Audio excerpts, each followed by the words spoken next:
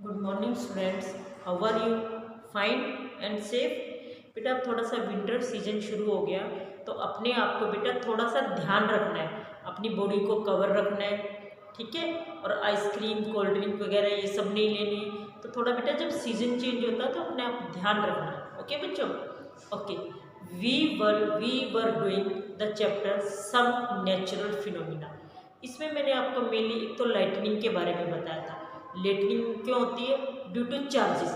मतलब मैंने बताया था ना कि क्लाउड्स में अपर रीजन में पॉजिटिव चार्ज होता है, फिर नेगेटिव जो लोअर रीजन है उसमें नेगेटिव चार्ज होता है, ग्राउंड में फिर पॉजिटिव चार्ज हो जाता है। तो इनमें एक तरह से इंट्रैक्शन ऑफ चार्जेस हो जाती है। तो एक तरह से तब क्या होती है हमारी लाइटनिंग। और लाइटनिंग भी हमारा कुछ नहीं है, just lightning is just a spark. मतलब एक स्पार्क होता है, जैसे आपने कभी पोल्स पे या उस पर स्पार्क्स देखा होगा, तो it is just like a spark but on a huge scale. क्योंकि लाइटनिंग इट में cause destruction in many things, ठीक है। इसके अलावा ये साइक्लोन वगैरह ये सब मैंने आपको बताए थे। लेकिन मेनली इस चैप्टर, साइक्लोन आपने 7th में पढ़े थे, इस चैप्टर में मेनली हमने लाइटनिंग और अर्थक्वेक ये दो ही पढ़ने हैं। तो लाइटनिंग मैं आपको करवा चुकी हूँ। इसके अलावा मैंने आपको लाइटनिंग कंडक्टर के बारे में भी बताया था कि एक मेटल रोड होती है, जस्ट उसका जो अपर एंड है इट इज़ ऑन द, मतलब जो बिल्डिंग है, जब हम बिल्डिंग को कंस्ट्रक्ट करते हैं अपर एंड तो ऊपर की साइड होता है और एक एंड जो है वो नीचे जमीन में दबा होता है। जब भी लाइटनिंग होती है तो क्योंकि मेटल कंडक्टर है, बड़े आराम से लाइटनिंग को अपने ऊपर ले लेता है and it provide easy path flow for the charges. Charges जो भी होते हैं उनके लिए एक इजी पाथ बन जाता है और जितने भी हमारे चार्ज हैं वो अर्थ में चले जाते हैं and earth can absorb many charges.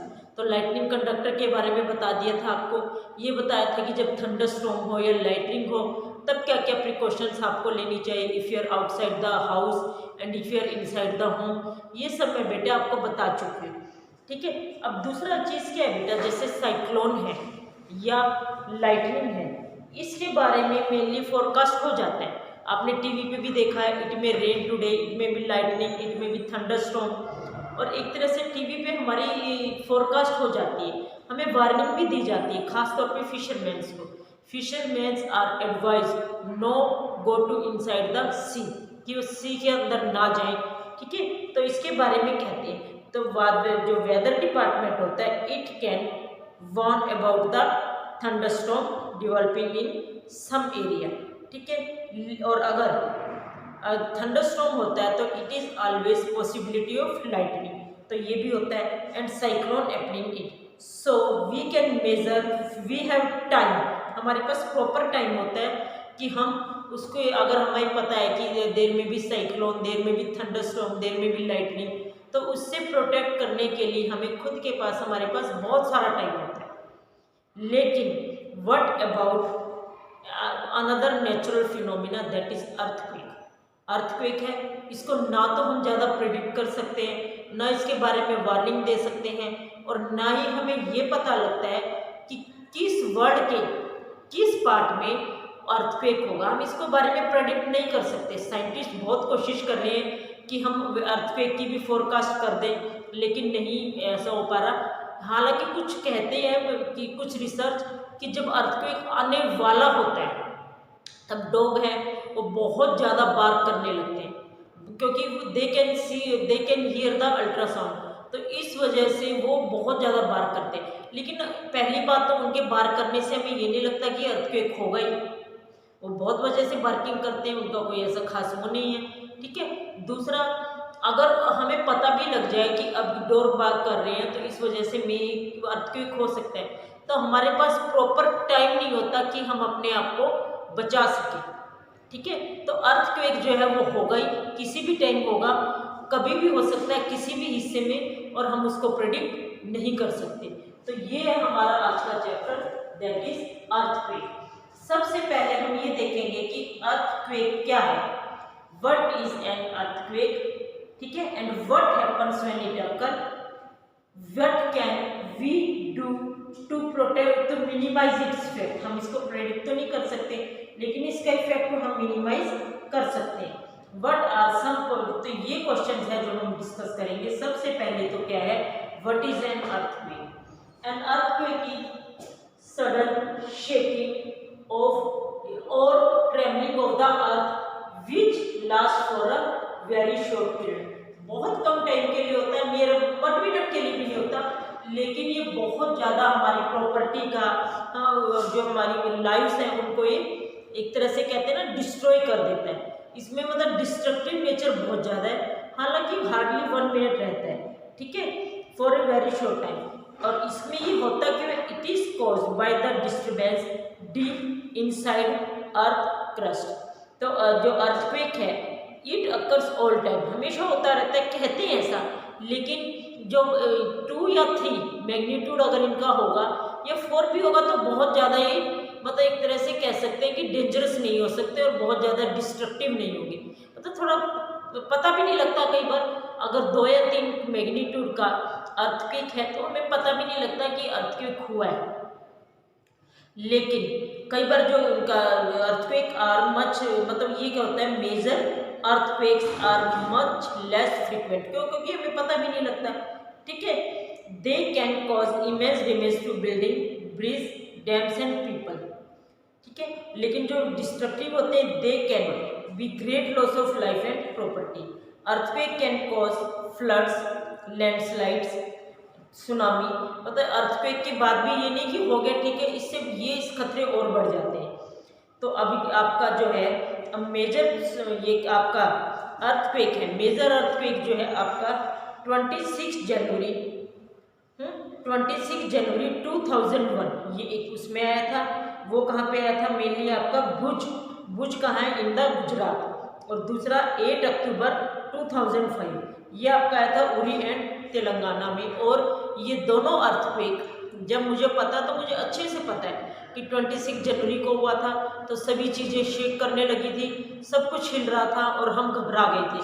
और 8 जनवरी को जो 8 अक्टूबर को आया था तब भी मुझे ध्यान है, जम्मू कश्मीर में था, पाकिस्तान इसका ओरिजिन था, तब भी जो अर्थक्वेक आया मुझे इसके बारे में पता है।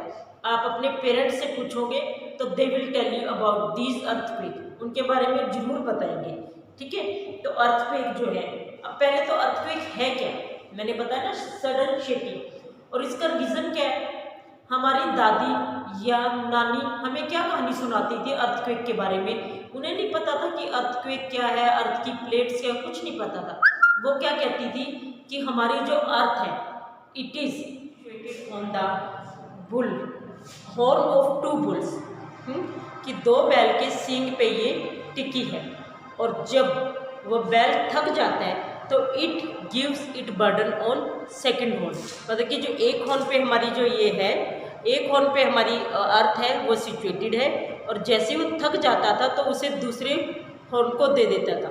You know now it is not true, ये तो हमारी खैर दादी नानी सुनाती थी, लेकिन now you know the reason of earthquake. Earthquake के बारे में आपको पता है, अर्थक्वेक के मेनली क्या होता है बेटा?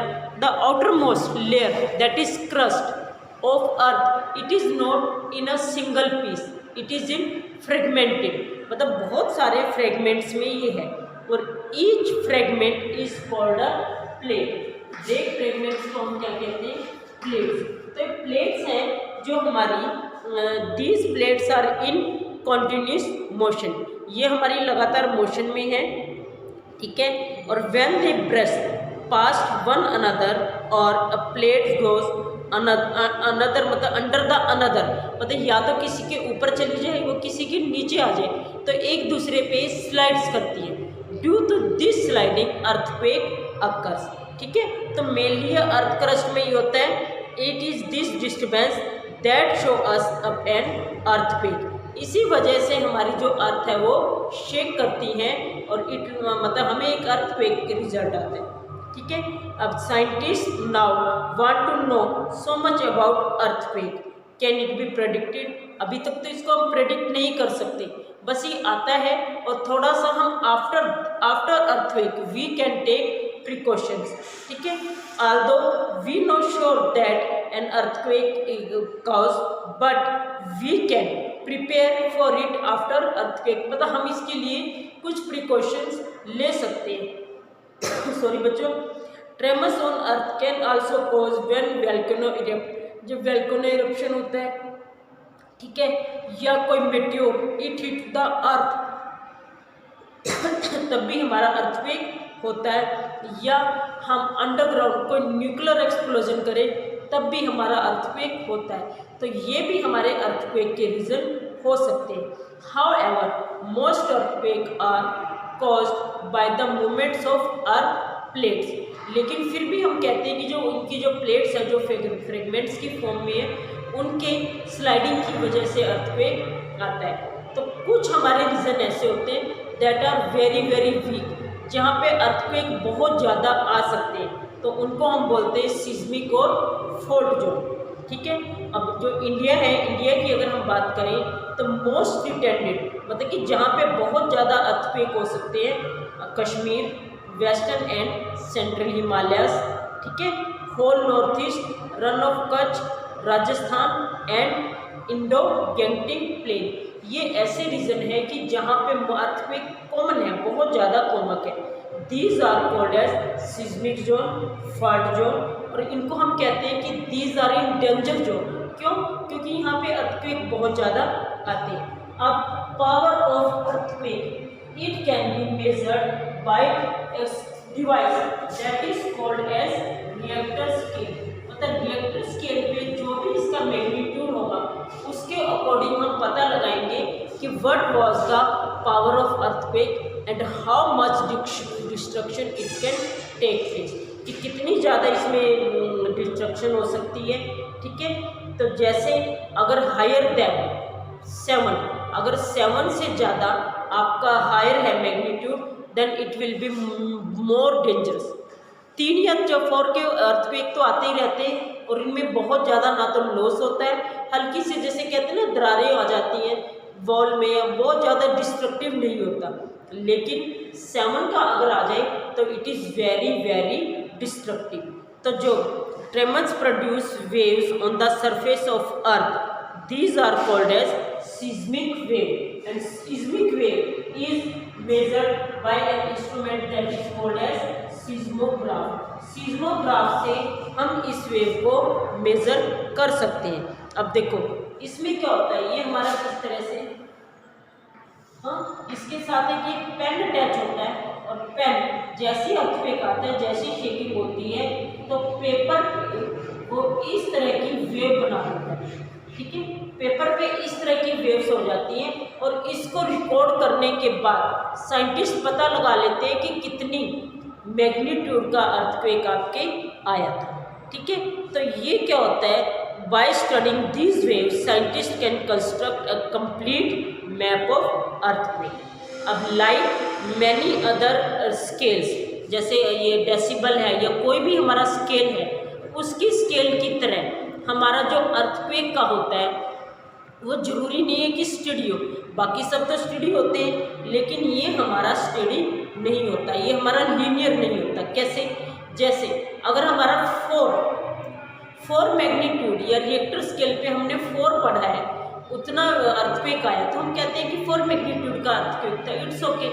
लेकिन अगर हम कहें कि 6 मैग्नीट्यूड, अगर 6 मैग्नीट्यूड का था तो क्या था, मतलब एक तरह से हम देखा जाए 2 ही ज़्यादा थी, लेकिन जो 6 मैग्नीट्यूड का अर्थक्वेक है it will be 1000 time more destructive than 4। मतलब अगर 4 का आया तो ठीक है, वो जितना डिस्ट्रक्टिव होगा, लेकिन अगर 6 का आए तो 1000 टाइम उससे ज़्यादा डिस्ट्रक्टिव होगा। तो एक तरह से हम कह सकते हैं लीनियर नहीं है, ठीक है। तो इसके बाद है हमारा प्रोटेक्शन अगेंस्ट अर्थक्वेक। अब बार बार मैं एक बात कह रही हूँ कि अर्थक्वेक को हम प्रेडिक्ट नहीं कर सकते, हम नहीं बता सकते कि किस पार्ट में या किस एरिया में हमारा अर्थक्वेक आएगा, लेकिन हम उसके लिए थोड़ा सा खुद को प्रोटेक्ट तो कर सकते हैं। जैसे मान लो कि हम सिस्मिक जोन में रहते हैं या वीक जोन में रहते हैं, जहाँ पे अर्थक्वेक मोर कॉमन है, बहुत ज़्यादा कॉमन है, तो हम वहाँ क्या कर सकते हैं, we can consult a qualified architect. हम एक क्वालिफाइड आर्किटेक्ट से कंसल्ट कर सकते हैं। क्यों? ताकि वो इस तरह की बिल्डिंग बनाए जिसका अर्थक्वेक से ज़्यादा नुकसान ना हो। जापान में इस तरह की बिल्डिंग है, कुछ इस तरह से वो बने होते हैं कि अगर अर्थक्वेक आ भी जाए तो ठीक है, अर्थ शेक होगी, सब कुछ होगा, लेकिन वो गिरेंगी नहीं, और जब बिल्डिंग्स नहीं गिरेंगी तो नुकसान भी कम होगा।